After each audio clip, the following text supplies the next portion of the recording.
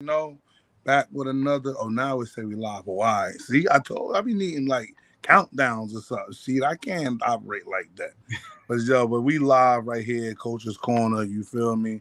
A big shout out to Sand Sports for opening up the platform for us. We're gonna be live on Facebook. I think we live on YouTube right now, Twitch, a lot of other networks. So hopefully everybody can catch on to what we got going on. As you can see, I got my guy down at the screen, you know what I'm saying, Coach Darshaw, you know what I'm saying, defensive coordinator of the year. That's what they called you? Yeah, okay. That's my guy. So we got some good hot topics. We're only gonna be on for an hour. Tell a friend, spread the word. We got some things. I just went live on my phone on Instagram live. So again, like I said, we're gonna get into some things, hot topics today. We're talking about training. We're talking about youth football. We're talking about high school. We're talking about getting recruited. You feel me? So I mean, at the end of the day, I want to make sure that everybody understand that the goal of the year, man, is to be realistic. Being realistic is a good thing, and the quicker you can be realistic, the quicker you get to your goal. That's how I feel. Coach said the same sentiments as myself. And again, nothing is said. Criticism is not hate. I want people to understand that criticism is criticism. Constructive criticism at the end of the day. A lot of people need it. And if you don't understand, some of y'all need to sign up with some receivers, some DB lessons over at Pro Edge. My guy gives constructive criticism. You feel me? But I tell you again, it helps guys, mentally, because we all speak about the game being 90% mental. And I've seen it. He's seen it that not having it locked in mentally will put you in a bad spot. There he is. He found us. All right. Also live on the segment, we got Coach Mark from Central, Mark Ingram. Like I said, just some good young men that's giving out some good energy. Just want to make sure that everybody understand that what we got going on. I'm sorry if I didn't mention, Coach She is coaching at DePaul. I got she coaching at DePaul Catholic. Big things coming from them this year. Y'all know I'm invested, y'all. I'm locked in on two sides of the fence this year. Okay, so everybody gotta understand that you see me with that green and white on. I got money in the game. I got It's all skin in love. here. You know what I'm saying? All love, and of course myself coaching at West Orange High School this year. We all gearing up. Guys got big weekends and big weeks coming up. So, just definitely want to make sure that everybody understands. So let's get to this part. Like I said, that training part, that training thing. Right now, all three coaches we just explained are high school coaches. And I know youth football is kicking off a lot right now. Oh yeah, well yeah, that's some other stuff they're gonna be able to get to and eventually. But we want to get to the comment. I want to get to that comment that she posted up earlier. So, right now we live in high school football season, youth football season, even college football season is going right now. And, a lot of guys get some downtime or Saturday, maybe you're off practice early, whatever the case may be. And, I want people to understand, what does that mean, that time and using your time wisely? Well, my big bro, like I told y'all at the bottom, man, he put this message up that you can see. Hey, she, man, just read it out to the people that don't like to read out loud. You feel me? So, message to the athletes and parents: stop training just to say you're training because it's a part of the norm. Have purpose in your training.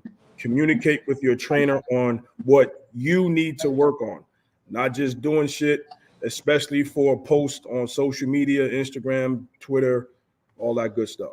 All that good stuff. Now, I know a lot of people heard it out loud, and you can read it, which is great. But I want people to understand what exactly that means. That means that it's not training for clout. I'm not Mm-hmm. posting something just as people could say that, yeah, I'm just outside, is what you say, looking for the getting wrecked or smoke or whatever the hell the terminology is nowadays. You have to understand that in a self-evaluation is key. Mm-hmm. Learning about what you need to improve on in your game to help you get ready for the upcoming season.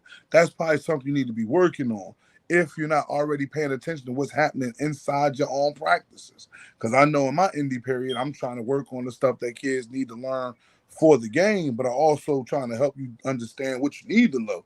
Now, if you're struggling with stuff like that, then yeah, get training on that. but don't go out and try to do. So I'm a D-line coach, right? And we teach. We got a 30 front, and I got my nose guard dipping and ripping in the gap. But then you go somewhere else, and he teaches you the 2 gap. That's not going to help you when you get to me, okay? And you're not going to play, and it's going to be like, well, Coach Don don't want to play me. No, Coach Don wants to play you, but you have to do your job as constructed by our defense.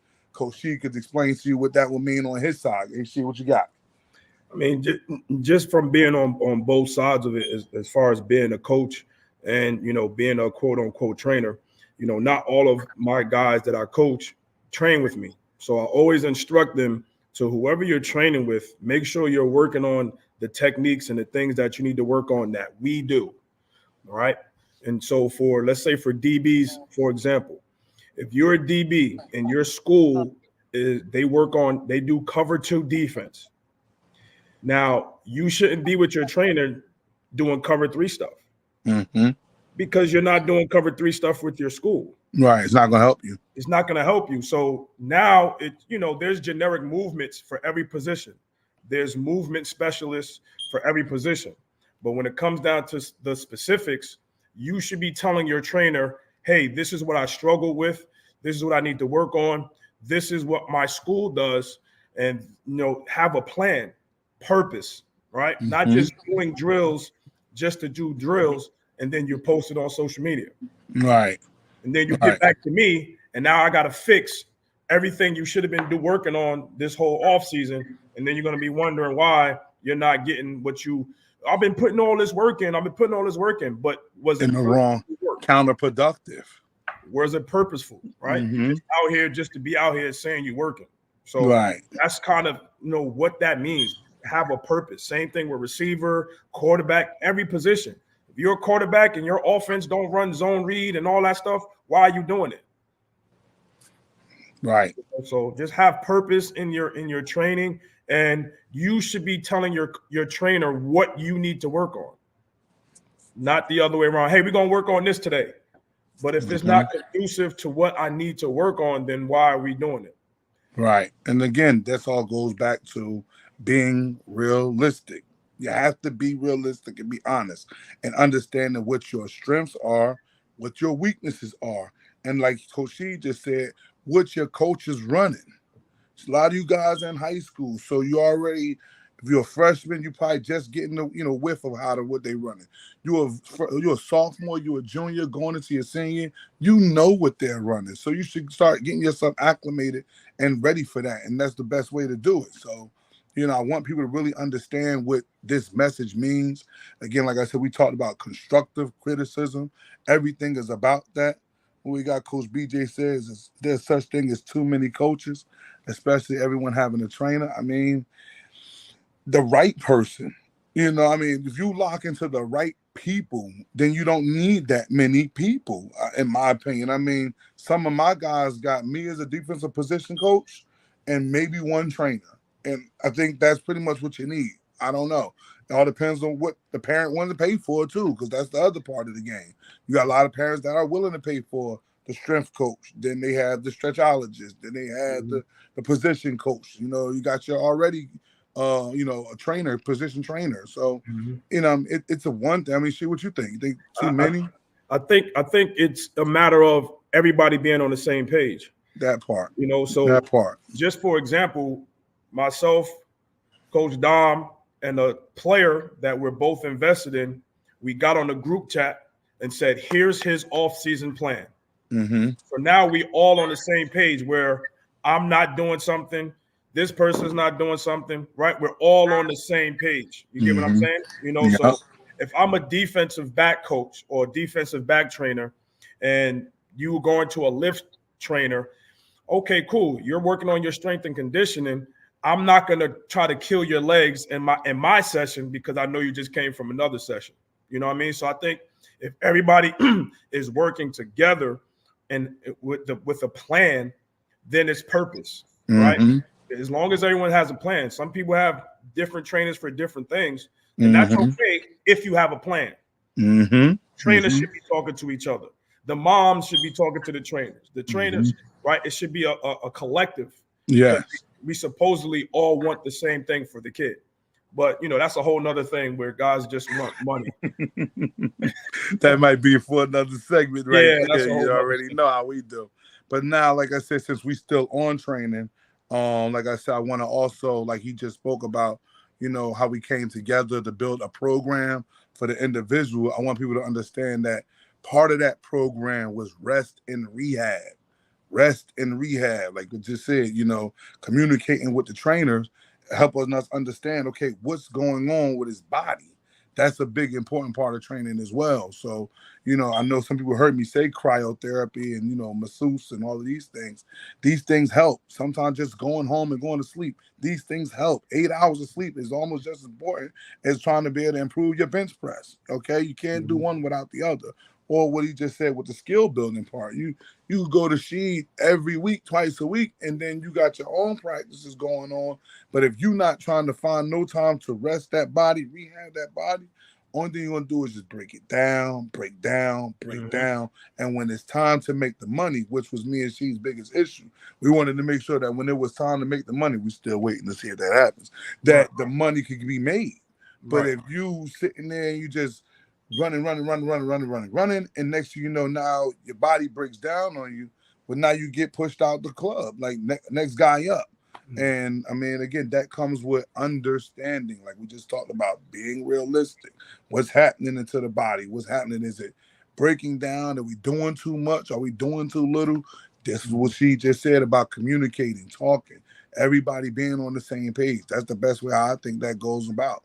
But Because everybody think it's you got to train because that's what society is pushing right now and all those things. But everything you do, you have to have a purpose, and this is just outside of football, outside of training. Just have purpose in everything that you're doing, right? If you don't have the information, then you need to go and get the information. That's why this platform is very good, because some parents, they don't understand, and especially the single parent, the moms, and they got so many people in their ear. And they're just because, hey, I trust this guy. But sometimes you just need to be like, hold on, we're doing a little bit too much, right? Let's plan this out accordingly. And then, especially as you're getting closer to your football season. And that's what I'm talking about. We got to make sure you plan, put the plan into action and then execute it. I'm gonna see if I get my man B to post that put up that what is that thing? The flyer that I had of the training regiment, the college readiness, and B, if you could pull it up, the college readiness program. But anyway, the thing is that we had set up, not that one where we got the college readiness program. Yeah, there we go. So this is some of the stuff obviously in the brand that, we try to offer, right? That, a little more than just training. All right. You got to have everything involved. We test drove this year. It wasn't a bad thing. We're going to definitely build and do more. Me networking with the guys at Pro Edge, some other personal trainers that I know, just trying to put kids in the right position, along with, doing some stuff around the community and doing a lot of things with going to college visits. These things are major. They help, so when parents don't really kind of have like a person to go to, I want to kind of let people understand that DM is a brand that you can go to, and there is no bias and there's no ego. Like my boy Sheed always say, I already got mine. I don't hang my hat on no kid. It doesn't matter to me. What matters to me is just trying to make sure guys are in position and trying to give parents and kids the right information, because there is a lot of people that give out the wrong information. And that kind of starts, honestly, when I'm going to jump into my next segment in the Little League ranks, right? So in the Little League, I get it that, that single mom or those moms and dads that come together, they kind of like, okay, we're going to put our kid in this young program, and he's probably 8, 9, 10 years old, and you've been in that program for about 5 years. So you develop a certain trust in that program with the people around that program. And listen, I've coached Little League football. I work with a lot of young kids, so I can understand what that trust means. But sometimes you got to check the resume on people too. You have to make sure that these people have worked with people and guided them towards levels where you aspire for your child to be. If that doesn't happen, then maybe, you've kind of ran your race with that person, and that person can support you in another light, but just not in this light of training, okay, or in this light of going to high school or in anything. So, my thoughts is when they talk about Little League football, I said to she before we got on that football is the longest sport to be successful. Like as far as the higher echelon, the NFL, right? That's a 24-year-old man at that point.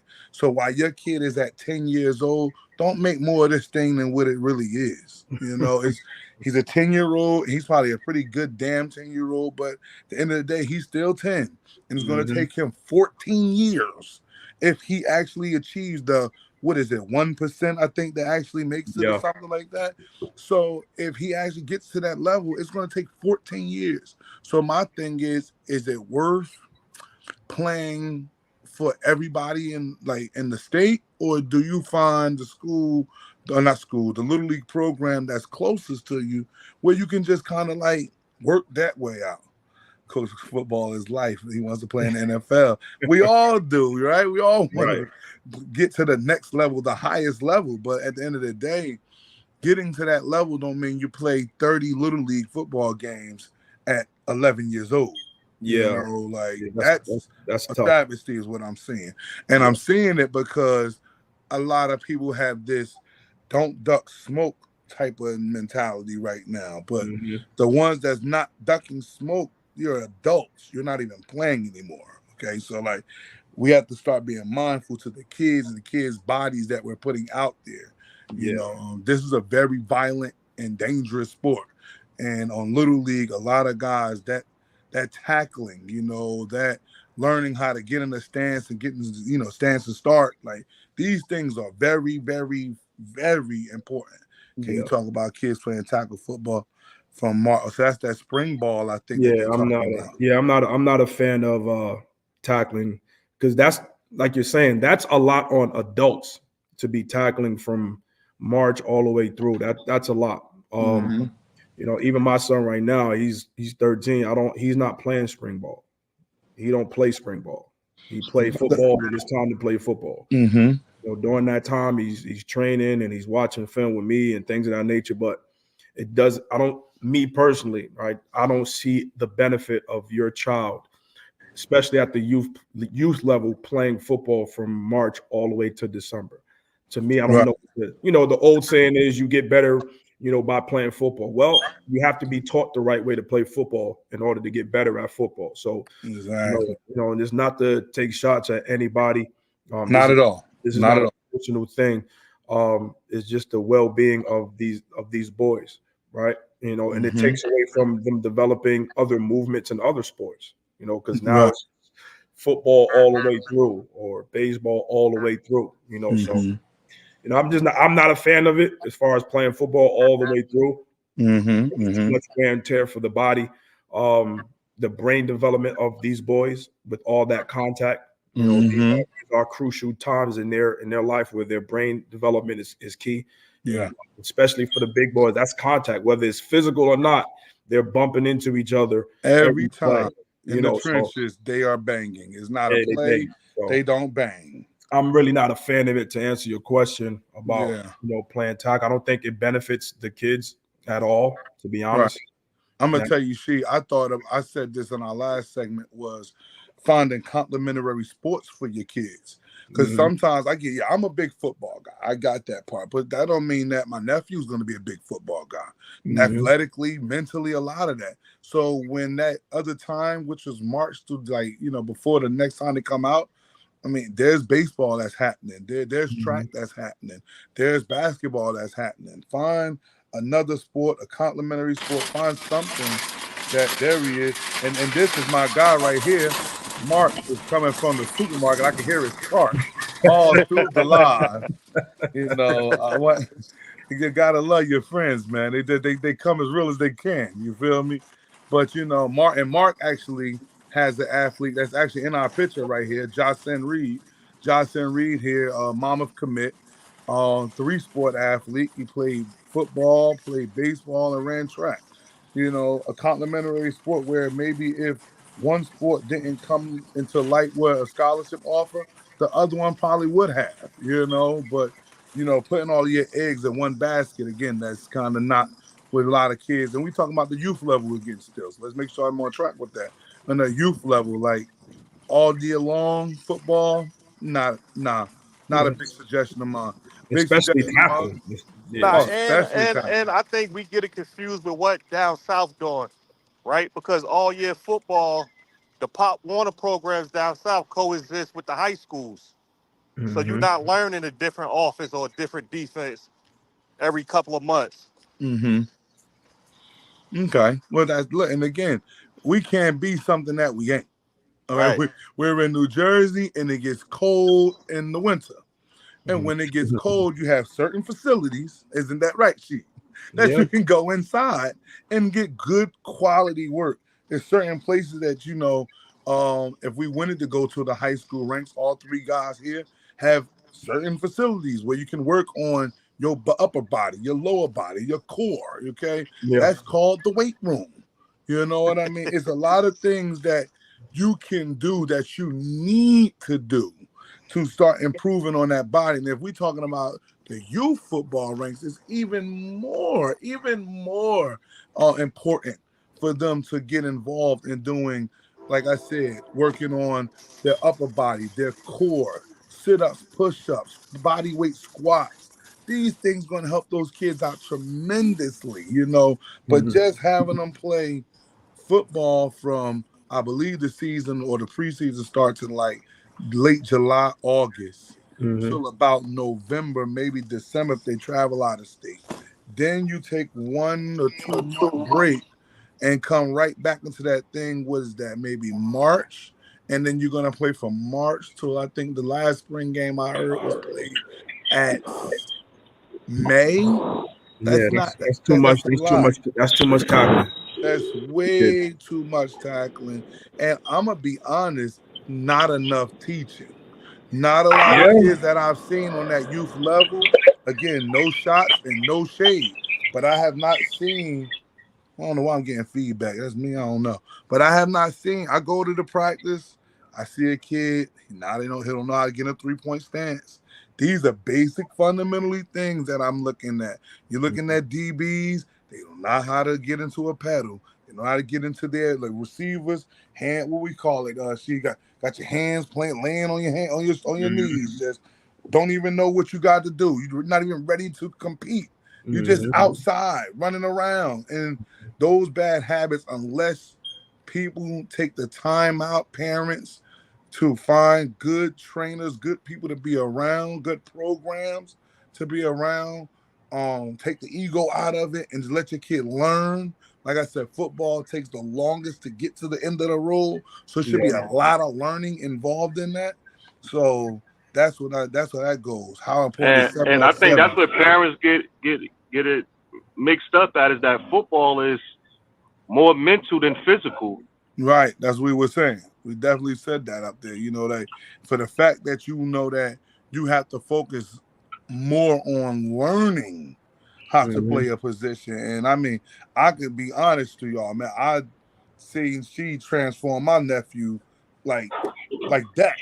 But it took a lot of time and learning that okay, what I'm doing right here ain't really what I should be doing. So let me start to focus and hone in on how to be a solid receiver. I mean, she to Mhm. tell you he want to run from here to the wall at 100 miles an hour, but couldn't control it. So we got to Mhm. work on learning how to control the speed, and then starting to focus on how to catch the ball consistently. We still trying to focus on that sheet, but it is what it is. So shout out to Off the Top. Yeah, we got the DM Coaches Corner going live, man. Yeah. Again, for those that's checking in, I got Coach Rashid Dorsal, man. We call him Coach Sheed, you already know, from DePaul Catholic. Defensive Coach of the Year, Coordinator of the Year. I'm saying that. I don't care if you don't like me not saying, I'm not Mr. Humble. And then I got Coach Mark Ingram from North Central, the head coach, live checked in on the Coach's Corner. I want to get to that other segment. I'll let it take me to my high school spot. And the comment was, how important do I think 7-on-7 is? If we're talking about with your high school, very important because you can learn a lot of stuff before it gets to the nitty gritty of how to be good at your position. If we're talking about the AAU side of 7-on-7, like people can see on that flyer, I do have 7-on-7 there. I do not think it's important because it's not controlled. Only things that are controlled. So if I have my 7-on-7 team and I bring in team B, I don't like saying names, so I bring in team B and we compete on things that we went over the first, let's say she does his practice as wide receiver trainers on Friday. So first 3 Fridays of the month, we do she's receiving training. Now I bring in another 7-on-7 team to compete with my team and let them spar, so to speak. Now we get to teach. Now that's important, but that's not what's outside. What's outside is fly to Myrtle Beach, fly to Las Vegas, fly to Florida, fly anywhere all over the world to play 7-on-7. And me and she had an issue about the culture. That's the part of the Yeah. reason why I don't like. Yeah, the culture is not a good culture. We're not The teaching. culture is a very bad culture. It's a very toxic culture. Yeah. And honestly, it's a very scholarship-taking culture. You guys are going to start to see it.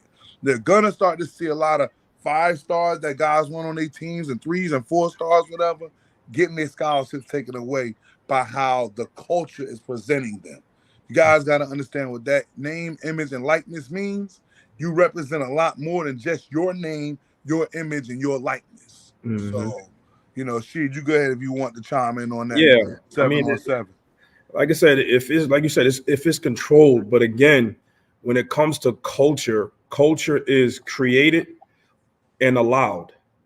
So what's happening is we're creating a culture where, you know, it's a trickle down effect, because now I see kids doing some of these celebrations and some of these things are just flat out disrespectful. If this was happening in our era, the tournament will be over, because you're not gonna fan your hand in my face, your in thing. the genital area. Yeah, we're You're not doing that to me. So that's what I you know, you're talking about is the culture of it. You know, 7-on-7 is fun. It's something to do. You know, even at the youth level, I would rather them do 7-on-7 than actually tackling during the springtime and then trickle that into their, you know, tackle season. Yes. And it's just the culture of it, to where I see kids at the youth level, somebody it's ridiculous because of the culture. And then you talk about the culture that's accepted. That's, again, we're adults. Let's all be clear about how this works, right? There are kids that do what adults allow. Okay. There you go. So if the adults allow that, that's how I also start to hear a lot of the arguing back and forth with one adult to another adult about how his team is doing this and my team is doing that. Egos, like, this is parents. Like, we really parents really have to lock in, tap in, understand that, like, you know, what you're putting your kids around. Okay, you have to. And, like, you know, with the fact the way how this culture is growing, I'm telling you, it's going to be a detriment to a lot of guys' careers. Okay, it really is. But, you know, like Coach said, let's get back on that little league part. I like that. A lot of people don't understand. I go to a lot of little league games. I know, Sheed, you've been to a lot of league games. You see run. So the best thing to help those kids that ran the ball probably all day from the July period all the way to that Florida period, whatever that was that they like to go to, is to probably work on 7-on-7, where they can work on catching and running at the same time. Again, controlled though. Because again, whether they playing for the Plastic Trophy and West Orange or playing for the Plastic Trophy in New Mexico, it's still just a Plastic Trophy. Got a couple of them right here in the house. I know this guy right here, he got a whole slew of them probably, all right? Like, it's not that big of a deal, but the biggest deal is making sure the kids understand, learn, and grow. Like, that's the biggest part of the thing. So I'm at the halfway point. We did jump into the high school joint. Let's see what I want to think about, man. What I want to think about. Yeah, oh no, listen, man, I don't even want to hear about that. You got You know, 7 to 8 it's year just a olds. culture thing, man, and everything you do is it's a culture thing, man. Like that's what trainers, coaches, that's what we got into this thing to do. We're servants. But again, if I got all the trophies and I got all the things, now I can spin my own narrative. Now I can spin my narrative and say, look what I've done. Right? Instead of giving the credit to these kids. Like, yes, we appreciate all you coaches and trainers, but if you're in this for the wrong purpose, right, then we're doing these kids a disservice. Disservice, big And time. that's my gripe with this thing is, yes, like you said, you're getting the trophies. It's great to have them, but what is it doing? Is that helping you get better as a player? But again, if I'm the coach and I keep winning all these trophies, I could flaunt that to you. Like, look what I've won. Look what I've done in my program. Right. And it's just we got to redirect this thing and restore order of what our purpose was becoming a coach, becoming a trainer. Because Right. it wasn't really about money, because there's not a lot of money in this thing unless you're coaching at the highest level. So what we got to get back to the purpose of this thing, right? And that's the development of these kids. But a lot of us as coaches and trainers, right, without throwing out any names, our ego is too involved in this thing, right? And then we're manipulating and creating narratives for these parents, men and women, right? Mothers and fathers. We're creating these narratives, but that's not good. And reclass, and I know we're going to talk about that. That's it's another narrative, right? It's a narrative of manipulation. So I just think we got to restore order and get back to the purpose of why we became coaches, trainers, mentors, etc. Mark, I'm gonna let you have a little bit on how important do you think 7-on-7 is to you, from your point of view. I think it's more for the offense side of the ball, like get your timing down pat, your routes. But defensively, like it's not realistic. Like it's not like you want your guys running to the ball, but I mean it's okay, but don't overdo it. Like don't overdo it. Like it's fun, but don't get used to it. Okay. So now my thoughts is this though. Like, check this here. So in the high school world, 7-on-7 acceptable. Outside of the high school world, the AAU world, 7-on-7, do you accept it? Do you think a little too much overkill now? How do you feel about that? Because during that season, I want my guys to be in the weight room running track. Like I really don't approve of that. Like if you're gonna do 7-on-7, I want you to be with your team, with your guys, with your quarterback. During that season, what you practice 1-2 days a week, then go out there and just play when you could be training, and you want to spend money. If you playing for a legit 7-on-7, and you gonna spend money. Hey, Yeah, coach made a huge point, because now, during that time, like you said, when you should be building that chemistry and that culture with your team, you out there with 7-on-7 with the AAU 7-on-7. I think I made a post about that too. Yes, you did. Yes, right? You did. Your team your events. training and your team events that's outside of your school should not come before your school. So coach definitely touched on that. That's another thing about this thing is getting ridiculous. And that's the other part. Now, about that part, we could talk about how, again, we talked about before, she communicating. You know what I'm saying? If the parent and the coaches are communicating, understanding what time it is, well, the parent will understand that he can't make that tournament because we have a team event going on, or like you said, Mark, we have we got something where they need to get in this weight room, get on these tracks, get on these, on this wrestling like just match. like Coach said, It's like a you lot of missing stuff. that building, that claiming and culture with your team while you outside doing something else when everybody else grinding in the weight room and building. And potentially developing or continuing more bad habits. Like we just talked about the mentality of most of the kids, the way how that culture, like we just spoke about earlier. When now you go over there, you think that when you score a touchdown, you get to throw the football up, and you think you could do that in the football game in September. That ain't gonna work. That's a 15-yarder, and you won't play again. Like, trust me, it's 3 dudes right here. They like that. Okay, they like that, dog. They don't play with that. It's crazy. My cousin had a 4-year Rodney Morgan. He went and did an 18U 7-on-7 and hurt himself. But that's the part about being aware, understanding. You know, like I'm gonna tell you this, and she's on the same page as me on this one. I know for sure. At the end of the day, once you start to get, and this is just my opinion, anybody that's listening, once you start to get the college offers, like they're coming to you now, they calling you up, they want to know what's happening. Yo, a lot of that 7-on-7 shit, bro, step away. Step away. They don't need to do it no more. Like, if you liked to do it, that was cool. Once you started to become a priority for some colleges, now the focus has to change. You went from chasing the attention, now the schools are giving you the attention. So now at this point, you have to change the mentality. What does that mean? Increase the workouts, like you heard Coach Mark say, get in the weight room, developing the track, trying to get that speed right. Like you heard Coach Shee say, working on your craft, getting with some good trainers that can understand a plan. Listen, we running cover 3 over here. I want to make sure that I'm set for running the cover 3. I don't want to be doing man turns. I shouldn't be doing man turns and whatever the case may be. Like, this is what you need to know. You know what I'm trying to say? But that's a mentality, and putting yourself around the right people. That's very, very important to start understanding and looking into people's eyes when they talking to you. You let a person talk long enough, they're gonna tell you exactly what their intentions are. Real rap. Like, just let them keep talking. Oh, if all he keeps saying, no, he's great, he's the man, he ain't gonna worry about nothing, run. Oh yeah, my sessions ain't nothing like that.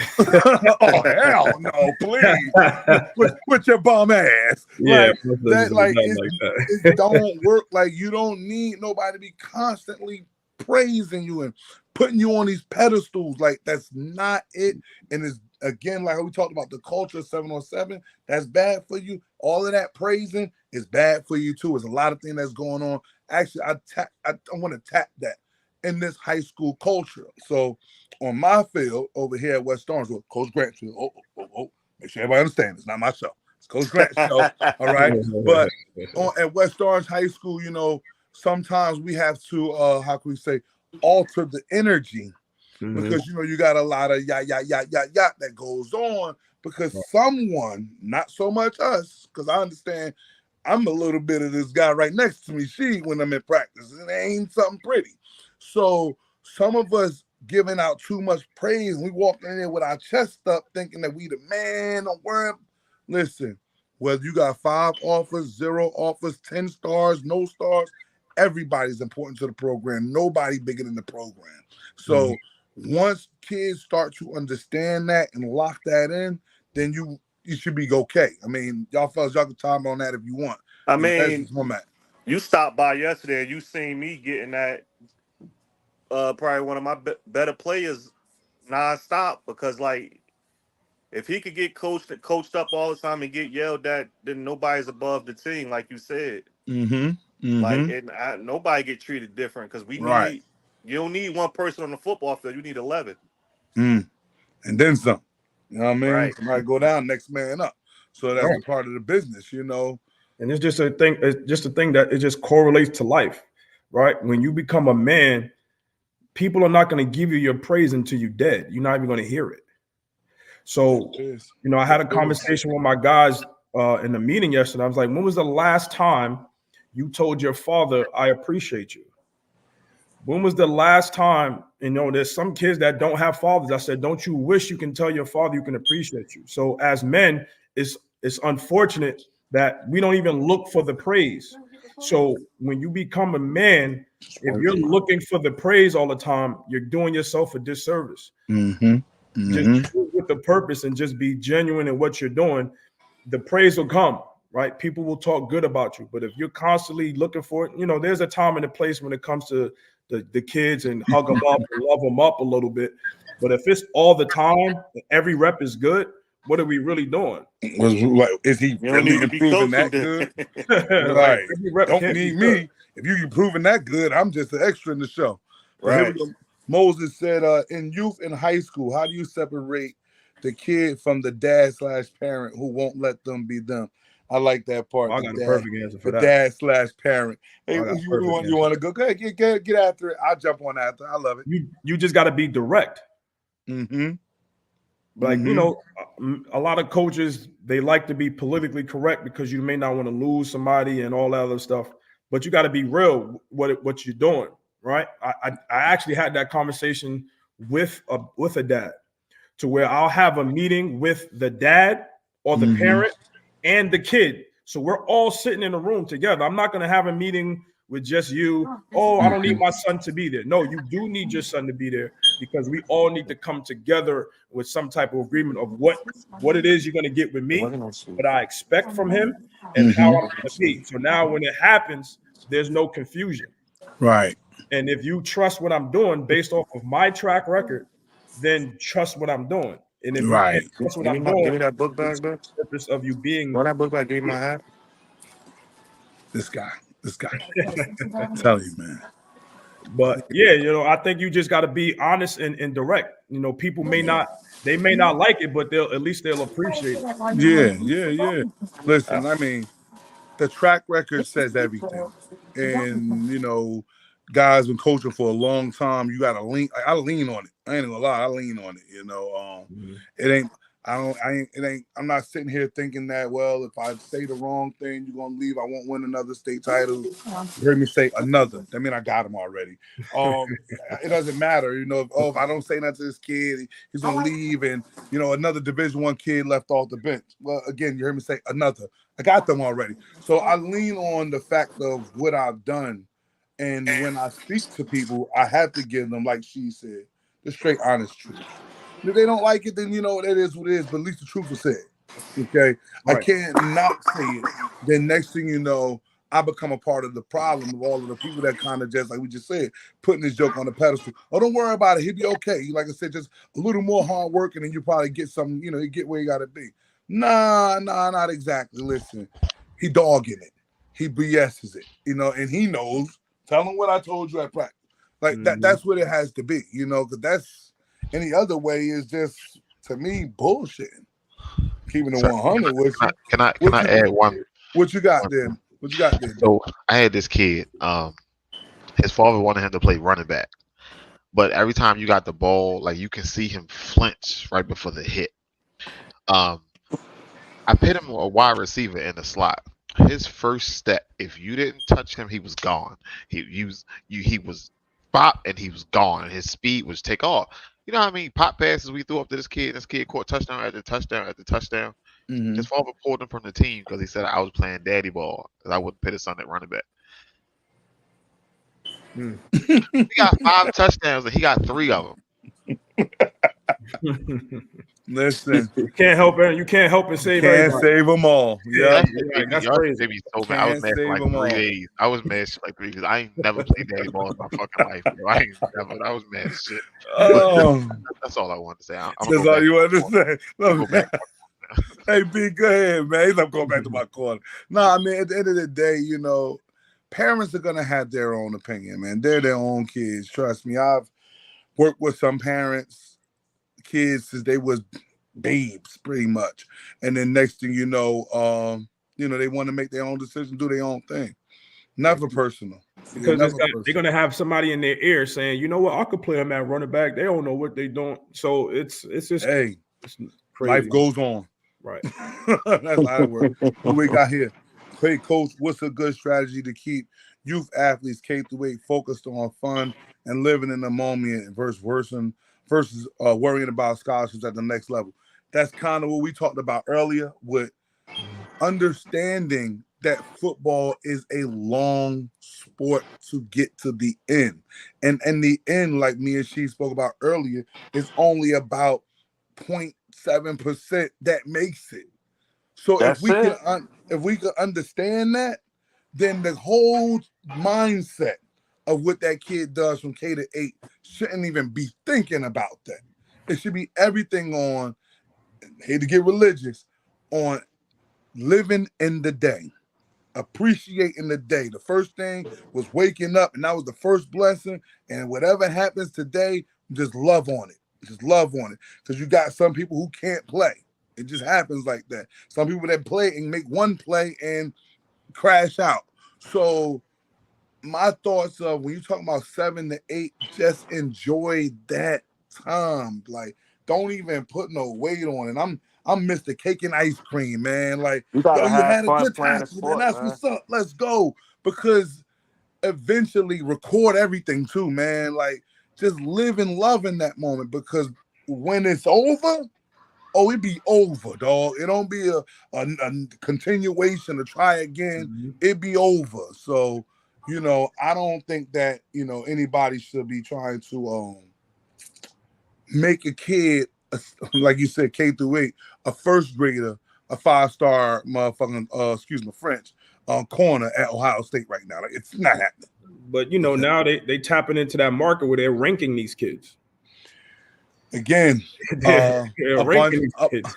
bunch of what we call money grabs. Yeah, Money so grabs. it makes it hard for a parent that don't know, you know, to try to do that, because again, you want it to be fun for the kids, but the way the narratives and society is pushing these things, it makes it very difficult. So you as a parent have to kind of pull your kid back and make it known to them, like, hey, you don't have to do this. Right? We want to have fun with this. We want to be the best at it, absolutely, but you don't have to do this. Right. I've had kids that I've trained, 12 years old, tell me I'm tired. And I'm like, why are you tired? Because I don't want to do this anymore. Because now you took the fun out of it. Took the fun out. It's a job now. I'm going to school 8 hours a day. Then I'm going to training here. Then I'm going to training here. Then you're pushing me to go to weight training. Then I got to go to practice. Now it takes the fun out of it. And this kid was a really good player. And he decided that he don't want to play anymore. You burn him out. Burn them out. And the other thing is, a lot of parents, I want you to understand this, and I was talking to my friend about this. At the end of the day, you technically don't even want your kid to be good when he's young. Like, you don't even want him to peak. Like, just let him just grow. Let him grow. Because the last thing you want is your 10-year-old or your 11-year-old, he's running up and down the field, you know, touchdown, left, right, whatever the case may be. He might have just peaked. And then he go to 15 and he get to that high school team. He trying to get himself on the field. And it's like, they blowing my, I can't get on the field because, no, you can't get on the field because the guys got better now. Everybody has a time. Everybody has a time. And I don't think that you can dictate that time. And I'm going to use this time to talk about reclass. Because I've seen a trend of a lot of people go, well, you know, we're just going to reclass him. I'm just going, you know, he'll be ready and more prepared for the next level. What level is this? Because if we're talking about the high school level, then he's still going to have to play up. Like, he'll always have to play 3 grades up. I know right now they got the age-specific type football, so 12s playing 12s and 13 playing 13s. But the moment he walked into DePaul, West Orange, Central, any high school in the country, he playing freshmen against seniors. There's no way around it. There's no way around it. So I don't see no 1 year. This is just Don's opinion. I'll let the boys have the floor after I finish. I don't see no 1 year of reclassing helping you for that. And again, let me say this. This is the longest sport. The ride is just a long ride. If you're not ready when you get to college, they're just going to go ahead and sit you on the red shirt. Nothing wrong with that. But you got to understand what this means. Go ahead, Sheed. You can hit it and Mark glad to Sheed if you don't mind. Yeah, I'm gonna try to be quick, but it's a good and a bad to every situation. That's it. And I'll agree to that. It's always good. So I've seen kids reclass and it panned out great for them because of they're a little bit older, maturity wise. I got Mike Bright chiming in. Worked out great for Mike Bright. Mike Bright, shout out to you. Shout out to you. You know, handling the high school criteria. And I've seen guys reclass and it didn't pan out. I've seen guys not reclass. A perfect example is Ronnie Hickman. He was a young freshman when he came in. Now he started at Ohio State. Now he's Cleveland Browns. He's going to be a starter for the Cleveland Browns. So I've seen it work for and against on both sides of the fence. So I think when people are spreading these narratives, that's my biggest thing. Don't give narratives that reclass is the only way or don't reclass is the only way. Give both. Give them both. Give them both because now they're going to make the educated decision for themselves on what their child should do. Hey, my child struggles in school, so I think I'm going to reclass him so he can get his mental and maturity level ready for high school. Or Mhm. my kid is only 4'3". He's going to high school next year. Okay, maybe I might want to get his body ready, right? So it's always a good and a pro and a con to both sides of the fence. So the people that spread the narrative for either side, I kind of like pause, like give them both, because sometimes reclassing is good. Sometimes it is. Reclassing is bad. So Mhm. as long as we give the right information, And identifying, right? So like let's make Absolutely. sure we identify what's the targets, what's the goals, who are we reclassing? Like I heard you say 4'3". 4'3", you take your ass to high school.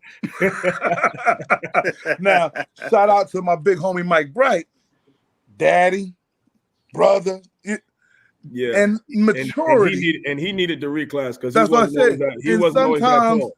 because you know you don't quite grab what this really means, a Right. year back will help you. You know, Yeah. but then you got other situations. I mean, Mark, you know, you can help me out with that. When you got other situations, you're like, well, I don't think you need to be doing this. You need to kind of get up to the next level. You Right. feel me? Yeah, nah, that's just like Muhammad Kamara, right? He played for a Pop Warner program. A lot of kids reclassed.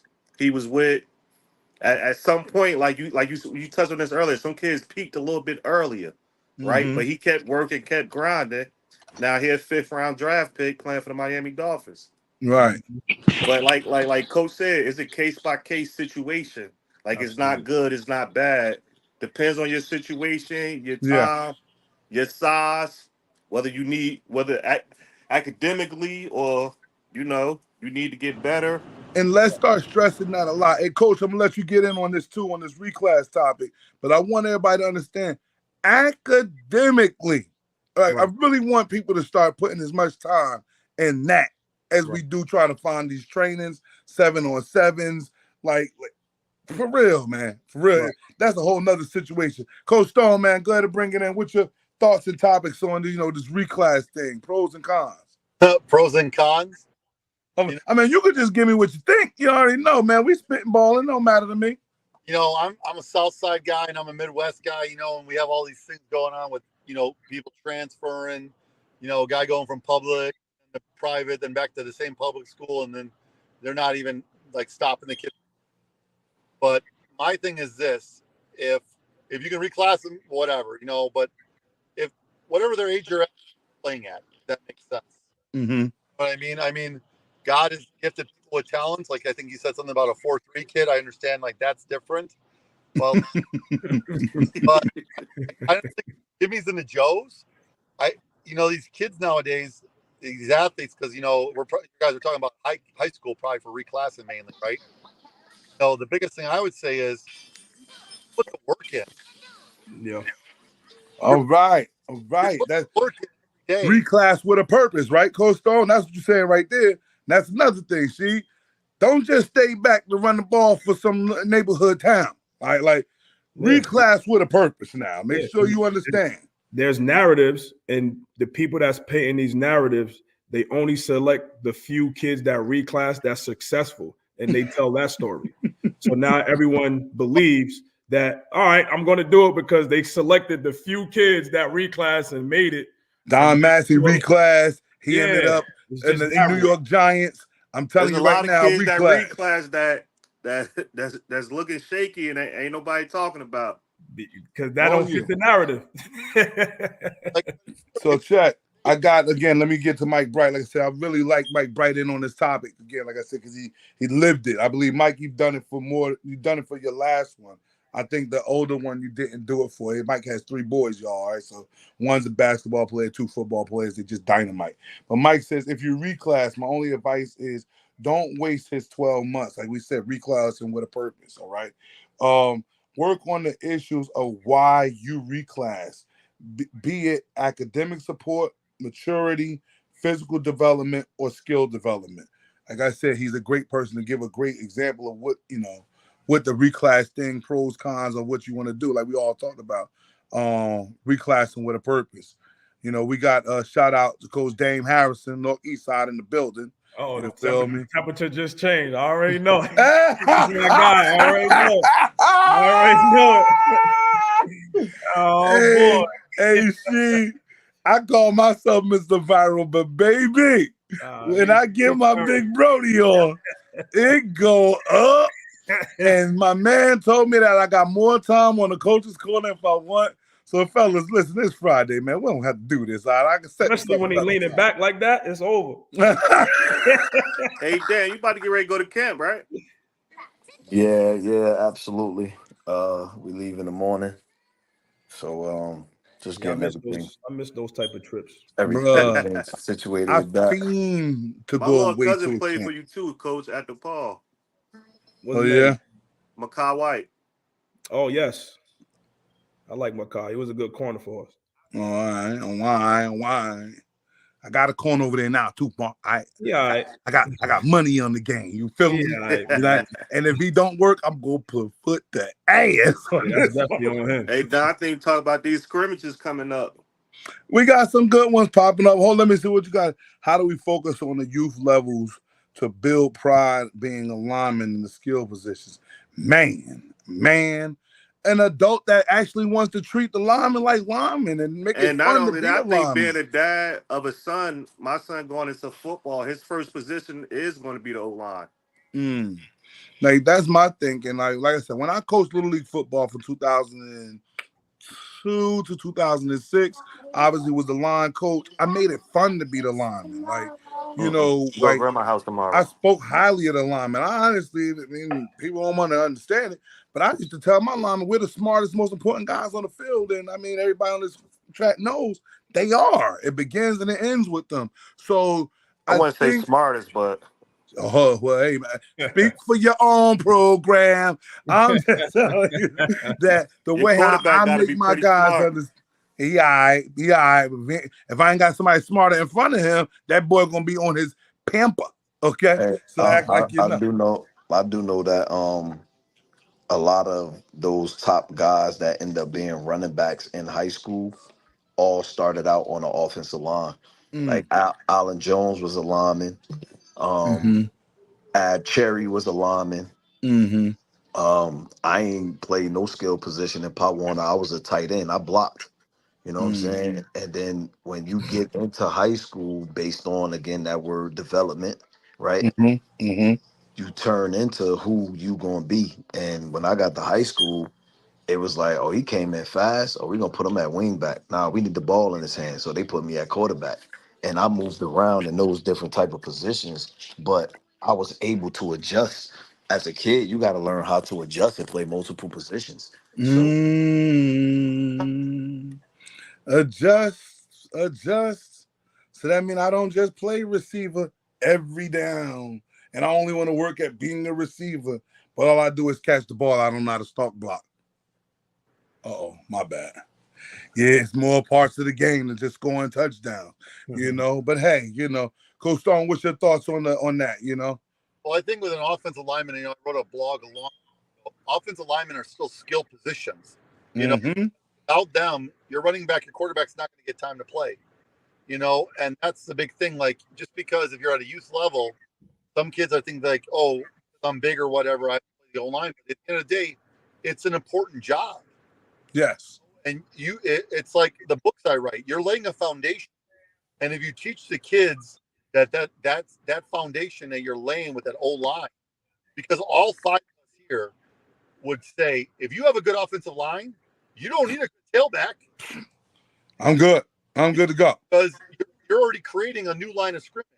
Mm-hmm.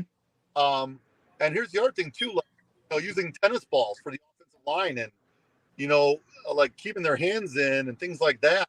Just teaching them like to create that new line of scrimmage, kicking off, doing something cool for them, like a player, like a dog of the week, or offensive lineman of the week. Because let's move some furniture, baby. Let's move some furniture. An NFL or newspaper or article talk about and the team because of Jason Kelce, the Philadelphia Eagles, or somebody, right? Or Ogden or somebody. They always talk about those quarterbacks, the running backs. They never talk about the offensive line. The last time I remember is when the Redskins had Hogs. Yeah.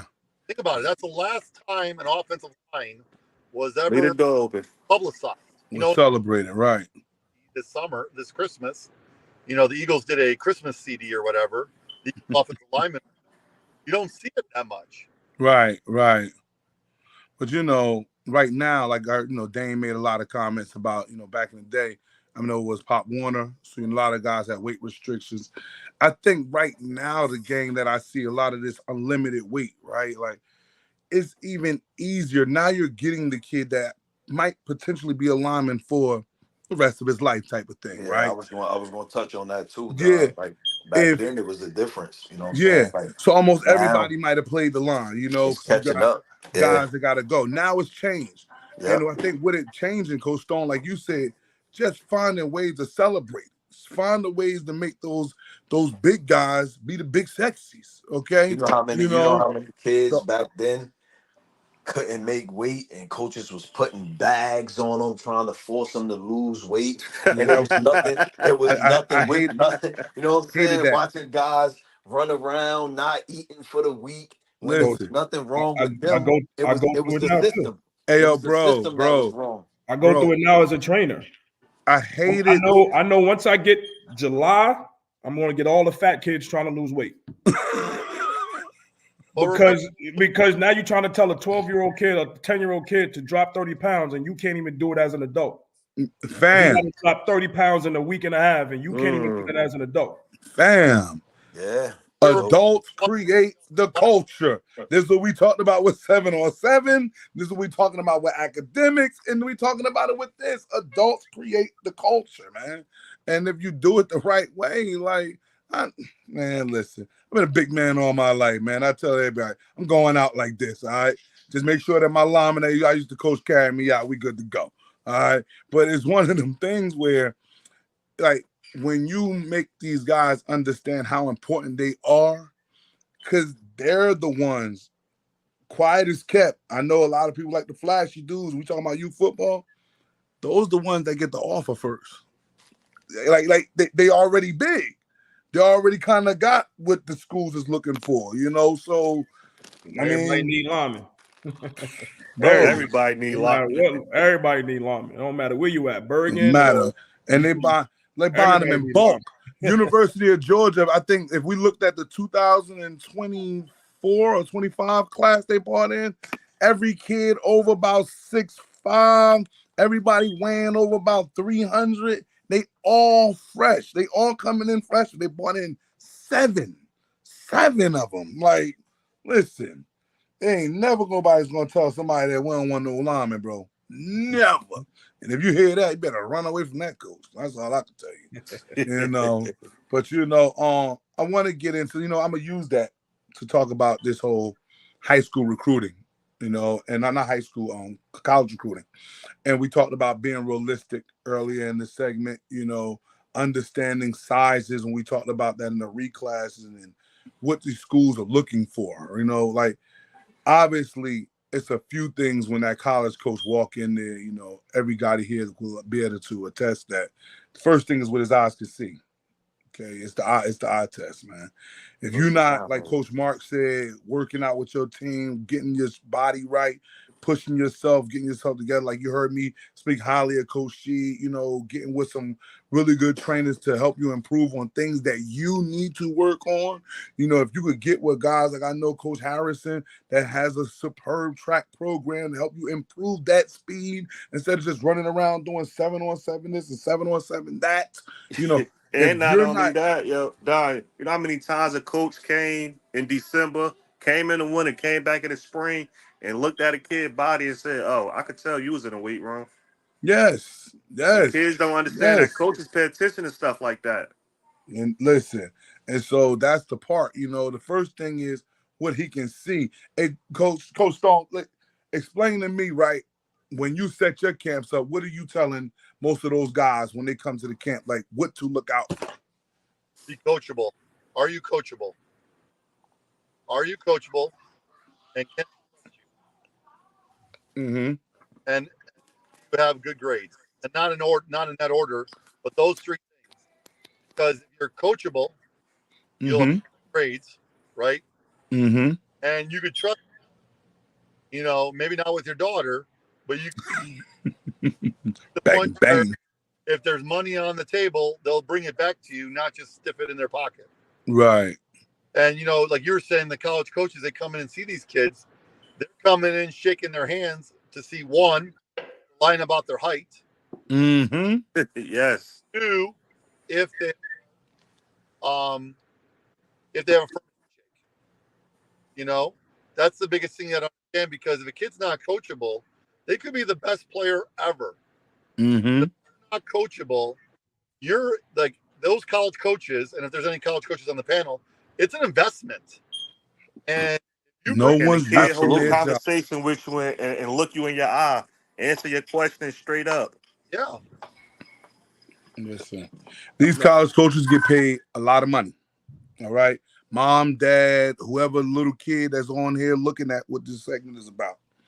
No one is risking their household, okay, for garbage. It's not going to happen. All right. So when he says being coachable, being honest, like these things matter.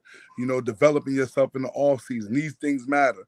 Your grades, these things matter. Like you have to put it all together. Like Coach said, it's not so much in order, but you better have all of them checked off every day. Okay. Like when you get up, get into that school, you got to make sure that you're turning in those assignments on time. You got to make sure that after school, coach got a weight room segment, like Coach C said, we got a team event, you know, where it's a 3 or 4 day workout. You need to be there them 4 days. You can't substitute that by saying, well, coach, hold up. I do got a training session with my PR, my personal training coach over here, so I'm not going to make the team lift. Man, that's the quickest way to find yourself back on that depth chart. But I want kids to also understand that when the college coaches come in, you know who they talking to? Talking to your high school coach. Not talking to your 7-on-7 coach. Okay? Go ahead and just take the air out of all of those guys' heads, or whatever lie they done told y'all. Just let it sit right out of your ear, okay? They're talking to your high school coach. And the high school coach is going to be able to give them the straight up honest answer, because we want him to come back. So if anybody go, man, I didn't get that look, bro, I'm not lying. You missed practice, you late. Like you said, coach, you're not coachable. Bro, coach, here it is, the beware sign. Take it or won't leave it. Now it's going to be on me. And that's how that thing works, you know? Yeah. I just want to touch on something that you guys keep reiterating, and for the people that's watching, because we're all here to inform. The two gentlemen just kept saying coachable. And one of the things I teach my guys is being coachable ain't just saying yes, coach, no, coach. Mm-hmm. That just means you're respectable, which is okay. But don't just yes, coach, no, coach me. Right. You're respectable, but that don't mean you coachable, right? Mm-hmm. What we told our kids being coachable, right, is applying the information. If you're doing this step incorrectly and I instruct you how to do it and you keep messing up, whether you tell me yes, coach, or no, coach, you're not coachable. Not coachable. Right? So we got to understand that, what coachable really means. It's not just yes, coach, no, coach. You're respectable. Thank you. You're respectable. Thank you. But being coachable is applying the information that we're guiding you to do, whatever that may be in real life, football, right? Because like Coach Stone said, it's going to trickle off into everything else that you do. If you see garbage on the floor, you're going to pick up the garbage whether you did it or not.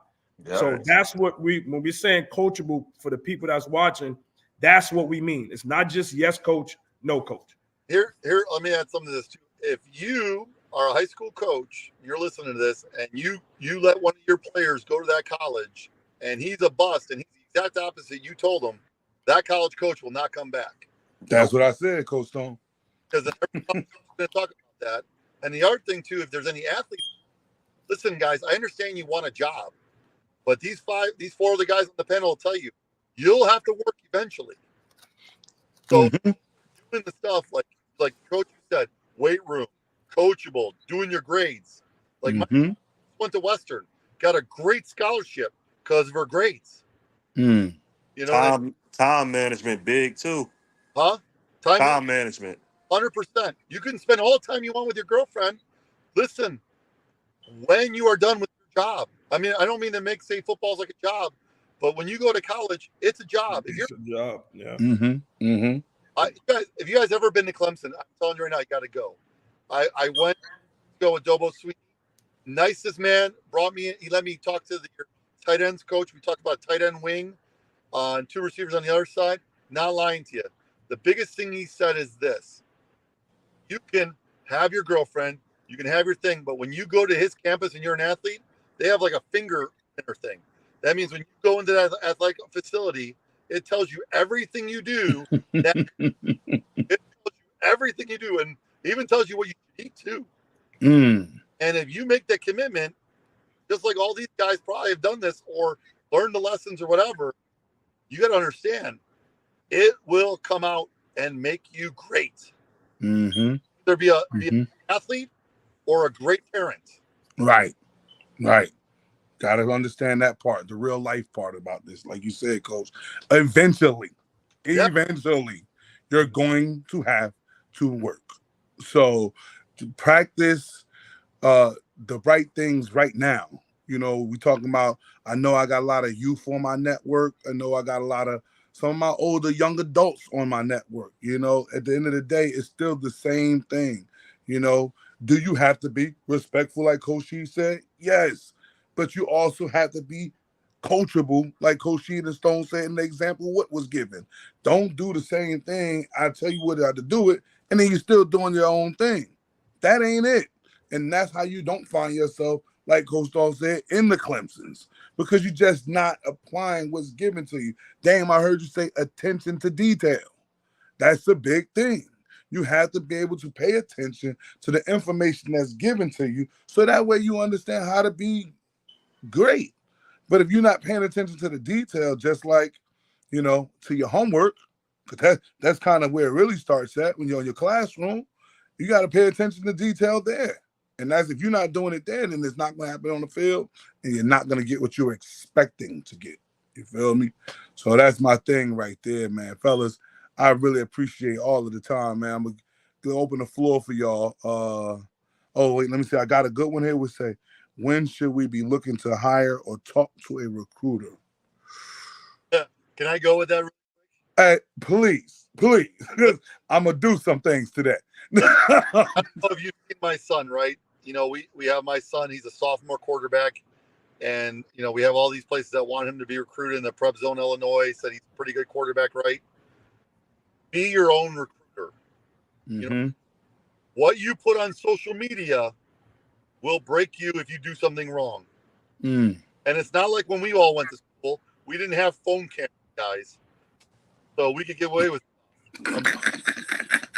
but nowadays, the good old days. Nowadays, your Instagram, Facebook, Twitter, like make your stuff up. You know what I mean? If you want to go to my son thing, Anthony Stone Jr., I believe, quarterback 18 or whatever, how he's doing it is right. He's saying what his GPA is.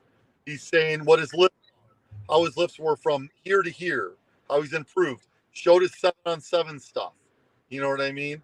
And just showing all like his highlight film and things like that. Be your own recruiter. Because if you do it right, your head coach does it for you, I feel you're just spending extra money for a recruiter service. Hey, can I piggyback off that real quick? Yeah, I definitely was about to ask you. Go ahead. Yeah, how we telling the kids be mindful of what you're putting on social media? Parents, be mindful of what you're putting on social media, because these colleges. Parents, say it again. Parents, be mindful of what you're putting on your social media, because not only are we looking at your child, we're looking at what you're posting as well. So, you know, just be mindful. I get it, but it's a lot of parents. I see what they got going on. I just so parents as well, be mindful of what you're posting or what you allow to be on your social media page. I get it, you've grown and you can do what you want, but we have to give you the information as well. That's what this platform is for. I think what they were talking about right there, Sheed, is called protecting the investment. Yeah. Okay. The child is the investment. So, you know, I can't post that I'm gonna be at I don't know, the Little Uzi Vert contest with my shirt out. Okay, but I want you to come recruit my kid. He's bad, bad mofo. Like, nah, you gotta make sure that the same way how we're asking the kid to keep his page clean, you have to keep your page clean. And I mean, to the best. Like she said, you know, you're an adult, I get it, but I mean, at the end of the day, if we're all talking about adults here, We know we got jobs that be watching too. So Yeah. make sure you're mindful about what you're posting, because you might get caught up out of there. You know, nowadays, kids' IG pages are blank. Does that hurt as well? Because technically, there's nothing there. IG, I mean, I'm gonna just chime in on. I know what you said, Coach Stone, with your son and what he has on his Twitter. Twitter is the avenue, if you ask me. You know, like Yes. IG is a fun place to be. You know, Facebook is a family place to be, if you ask me. The fact that it's blank, that don't really concern. The problem is Fistus. Okay, now I don't know if everybody understands what I know mean. exactly what that is. I Fake talk about Instagram that all accounts. the time. Yes, fake Instagram accounts. Now those aren't blank, Coach. So kids need to understand that just because you think you have a Fista, they will find that too. Okay, so when we say conducting yourself in a manner on social media that is something that want to be marketable, you got to put yourself in the right spots. So the fact that it's blank, I don't have a problem with it being blank. I just don't want it blank and Fista is going crazy. Like, clear it all at the end of the day. We're talking about 2024 now. Like Coach said earlier, it ain't back in the day where you had to have the VCH TV camcorder on, baby. You know, y'all showing what Freaknik was, but y'all don't know what Freaknik was. Okay, so you feel me? That's a whole nother story. But nowadays, Mark, you go ahead and finish it off, man. I had a coach come in. One of my kids' Twitter wasn't like up to par. Like, it wasn't nothing bad on there, but it wasn't really nothing on there. And he was like, "So you're not sociable, huh? You don't talk very much." He said that got to change. He said. He said, but this Twitter we talking about, not Instagram. Okay. And I tell my kids all the time that. I said, I be on Twitter. I see somebody go get an offer. I'm going to follow them coaches. Hit them up. Talk to them. Yeah. I always tell my kids, Instagram is for play. Twitter is for business. That's a great thing about Twitter too. If a coach follows you, like, you should be like, thanks for the follow. You know, or you follow that coach back. Like, my son's been following all the coaches back. And then when something comes up, he retweets it. Or like, thanks a lot for everything. See, Coach Mike Bryce is 2 in the morning, all right? Oh yeah, we got the green and white. Got the green and white going over there. You know, West Stars, we're not gonna be doing no green and white or blue and white. We're gonna just we need to focus on the main thing, want to know every day. Coach Dame, I know you got to get yourself going. Y'all get ready to camp. How long y'all gonna be camping out there? 3 days? Yeah. We going. Actually, we going 2. Going 2 days. I'm not gonna count that third day. We come back on that Monday. We got a scrimmage. I think I got a pretty decent scrimmage set up on Monday. Hey, listen, man, don't have the police pulling up, man. I read the Star Ledger. I see what you got going over there. Don't be having no PD having to come break up no mess down there. That big red machine you got. Come on now. Listen, man. I think it's gonna be pretty interesting, man. You know, I invited Barringer over. So I got Barringer, Franklin, and St. Peter's, which I think is going to be pretty good test for us. You know, just to see where we are as a team. I'm excited. The kids is ready. And you know, we're just gonna continue to work, man. Continue to work and continue to build. I'm stumbling over words, man. What know it's not gonna go how they think? Is that what you're gonna say to me, sir? It's not gonna go how they think it's gonna go. Week 0, live at the Mountain Air Classic, Northeast Side versus Plainfield High School. I got phone calls and, you know, God, oh hey man, where you scrimmaging? Here go Sheed. You know, dropping that Salt Bay in there. Where you scrimmaging that? You trying to hide your scrimmages, bro? I'm not hiding. We scrimmage at home on Monday. We at Bloomfield on the 22nd. Nice. What time is that Bloomfield scrimmage? That's at it's gonna be in the morning, 10 a.m. They about to collab. That's that not You know collab what I right mean? there. Nah, I Like, gotta get Mark, there. I got Bloomfield week 0. week 0. As I said, Mark, you got so Bloomfield first out the gate. but So I feel I you. ain't hiding, man. I'm not hiding. I'm just coaching my kids. I'm developing my kids. How's Jakeem doing, Coach? Jakim is doing really well. Yeah. I coached his older cousin Brandon Brown at JUCO. Oh yeah, Brandon. Yeah. I'm still trying to get him right. Come Yeah, on. nah, Ja is the dude, man. Yeah, Brandon was the Ja's a same dude. way. Brandon's probably one of the best receivers I ever coached. Yeah, He's pure Ja's the talent-wise. dude. Yeah. He This some bitch, and I don't give a fuck we on. All right, Coach Stone, I don't like my friends. Okay, this joker here beats us in overtime, right?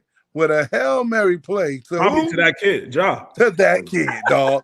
Yo, first of all, that was 1 of 3 touchdowns. I already do it.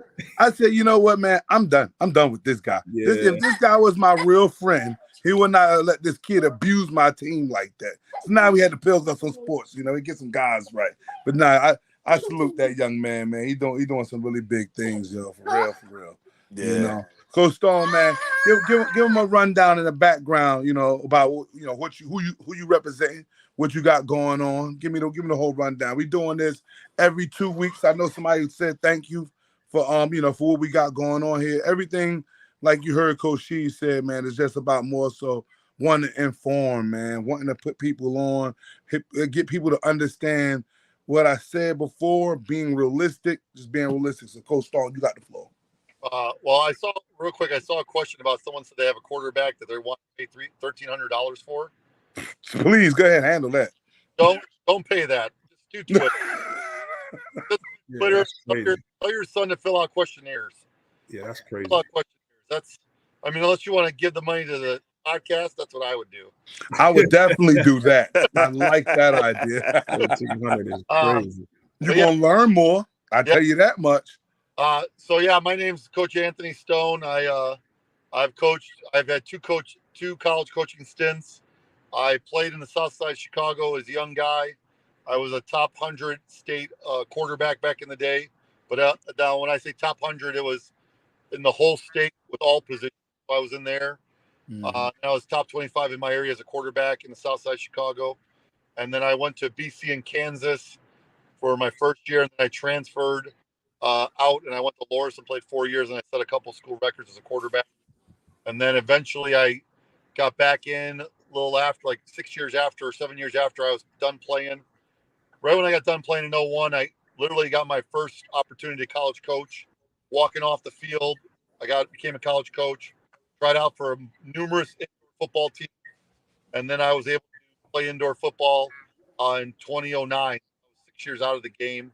No, 7 out of the game, and I just tried it and I made it, and then went back to college coaching. I've won a gold medal with a women's tackle team. 201-0 as a defensive coordinator. Still a all national USA football record.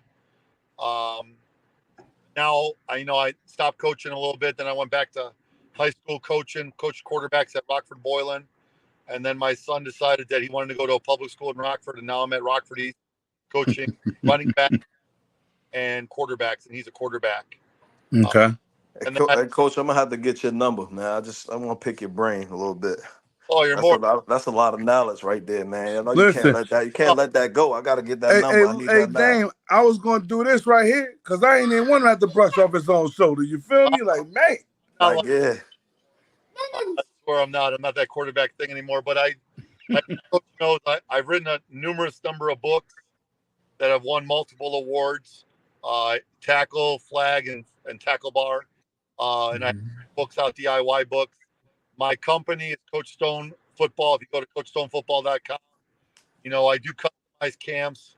I think next year, I'm going to tell you here on this thing, it looks like I'm going to start doing combines. I'm going to try to do them as cheap as possible so players get their stuff out. I came up with a routine about how to do it. I got a facility for you. Well, if you have a facility, I'm telling you right now, I think the kids would love it, and it would make them marketable. Because I have a great idea how to do everything with it. I have a couple of companies that are like going to back me. It looks like. So we'll see what happens in 2025. But I travel the world with all my kids. I've been to Australia, South Korea, Sweden, Germany, Canada. Might be going back to Australia in March of this year. Okay. Okay. But I've been to South Korea. Was a trip. I don't know if you guys ever been there, but doing a football camp on bases is pretty crazy. It's awesome. Really? Yeah. Look. You see, Dane, you better chill. Don't get my son on him, bro. I don't know how old he is, but you gotta chill. You're doing a lot right now, bro. Hey, see, he do this all the time, man. Don't make me call my little man, bro. Don't do that. He got the leg curl too, leg extension machine on this. Seacoast Stone. This what you same joint. this what you got to deal with, man. These real coaches right here, like they don't go home and be dads. They still keep the whistle on and shit, man. Already, so don't worry. That's funny. Oh man, Mark, man, go ahead, man. Give your last words, man. Happy that you showed up to me tonight, Hey, man. Appreciate you. I'm excited for the season. You pretty much seen a clip of a preview of what we can be this year. Mm-hmm. Senior led, not a senior led. I got a pretty much a good mixture of seniors and young guys. Mm-hmm. I think I just like the team got my swagger now. Like it's my team now. Like it's my guys. Okay. Right. This my third year being a head coach, and I got a couple guys with a couple offers. So it's a great place right now and a great spot to be in. So I'm excited to see. We play Group 5 school week 0, so I'm excited about that. So, man, according to the whole trajectory, you might be a Group 4, but we're gonna keep that on the wraps until we get the proof, fellas. Until we get the proof. All right. I've been looking every day, waiting for it to come out. So, hey, man, we just got to play the game week by week, man. That's it. Can't complain about that. That's the goal, man. That's something I'm preaching on my side. 1-0, man, every day. That's it. We could win the day, man, and stack good days. We're gonna put ourselves in good position. That's it, man. Shout out, like I said, to my guy Darnell Grant, head coach of West Orange High School. We have our first ever Mountaineer Football Classic kicking off. That's what you guys heard me teasing Coach Dame about. We're gonna play 5 games in 3 days. The first night is going to be Verona's going to play Jefferson. On a Thursday night, there's going to be a good matchup. Some guys will come out and see that program. The next matchup you're going to have, I believe, is going to be Snyder versus Hillside. Those two big-time players on their team. Hillside has, I believe, Darren is the number 1 defensive lineman, I believe, in New Jersey. And then you got the kid from Snyder might be the number 1 linebacker in New Jersey. They're gonna go DJ McClary. McClary, right? They're gonna go toe to toe on the afternoon segment, and then that night segment. You got what they kind of consider to be Battle of the Oranges, but I just want to go 1-0. Sheet, I don't want to do. I hear you, man. You got your Orange High School coming up to the mountain to play the host West Orange High School. That's gonna be a good fun matchup, and then last day, Saturday, we're going to have Northwest Side taking on, who is Northwest Side taking on? Columbia. Yes. Coach Mobley and the Columbia Cougars will be taking on West Side. And the nightcap, see, you thought we was the best. No, we saved the best for last. And the nightcap will be brought in by Newark Eastside Red Raiders taking on the Plainfield Cardinals. This one right here, fellas, is going to be all that you want to be at. But y'all out of town, I believe, right? So we got Pope John week 0. Okay. Good matchup. I like that matchup. Yeah, and then we got Good Counsel.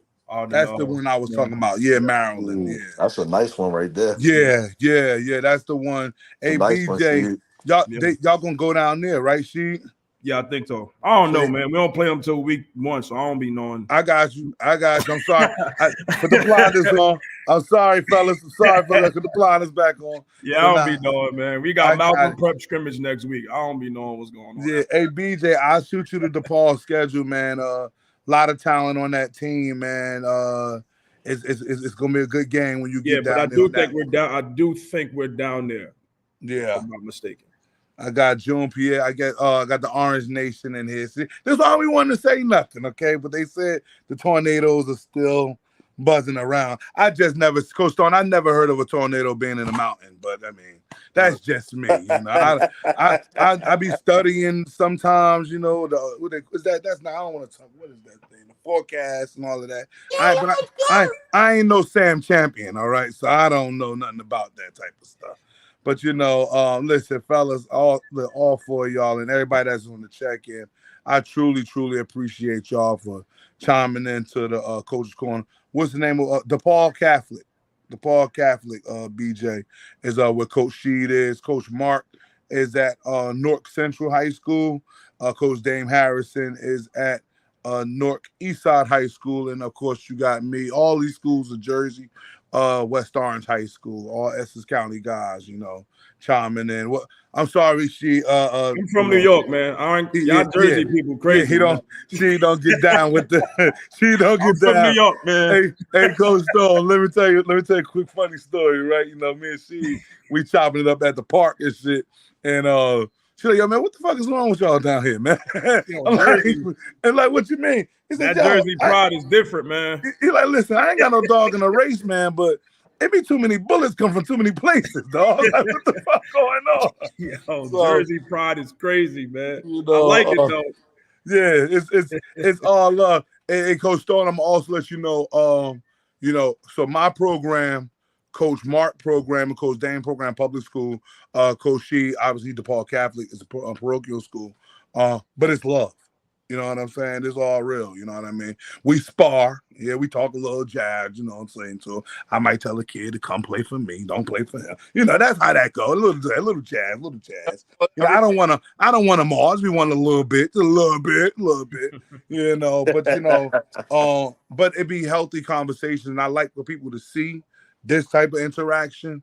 Because I know there is a narrative, you know, me and she, we talk about it all the time, and we all know that, you know, that there is a narrative that's being painted that we kind of don't want people to paint. The narrative I want painted is real recognize real and start recognizing who's real. You know what I mean?